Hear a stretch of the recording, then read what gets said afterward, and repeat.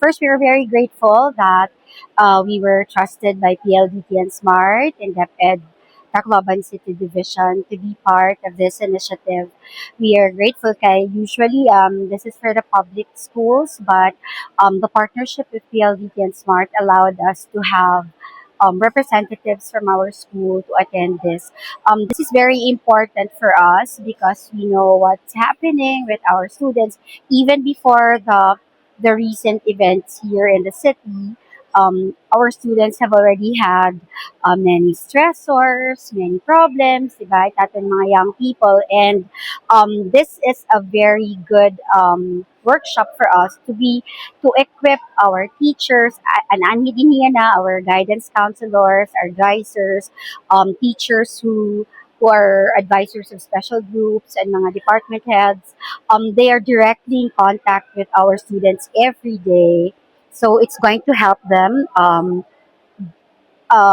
observe our students, and then they will see kung which students need psychological first aid or mental health or wellness intervention. So we are trained in education, pero inihiya na field is different from teaching. So we whatever help we can get, it's really something that we appreciate and we welcome, and we really make use of.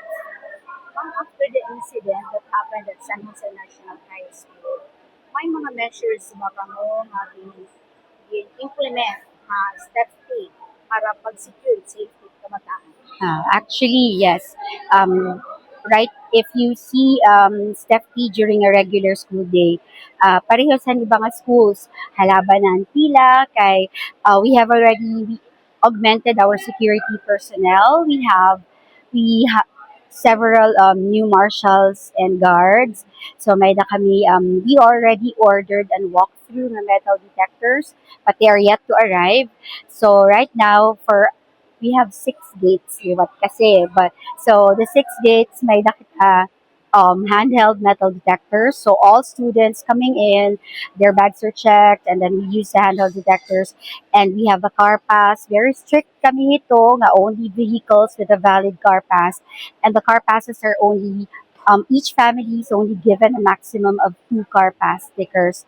No matter how many vehicles you have, duhala, and only these vehicles can come in and drop off and pick up the students. We also have implemented lahin time for opening the gates para also lesser na ikbabantayan nga vehicles si tatong guards. We want to make sure that our security personnel are focused mainly on ensuring the security of the students. So, kung abri pa ang gates, hinda mo ka beses during the day, they'll be watching over the students, making sure di rin nakakasalod. So, we limited that, and we have the IDs for the fetchers. We have all these guidelines and policies in place to ensure nga while they're here, our students are safe.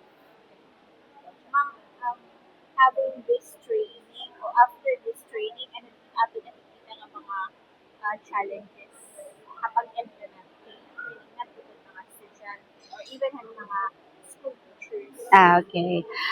First, siguro kasi it's just a one-time training, so I don't think will be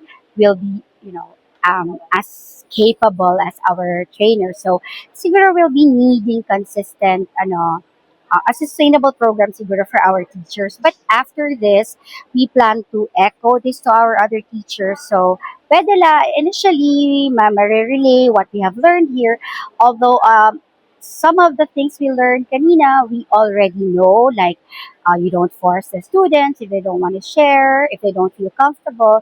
Bagan hito, we already know. But as to the other aspects, it's going to take time for us to say we are really, equipped with that. But this is a very good start, and hopefully we'll get more trainings similar to this, para we can help all our learners.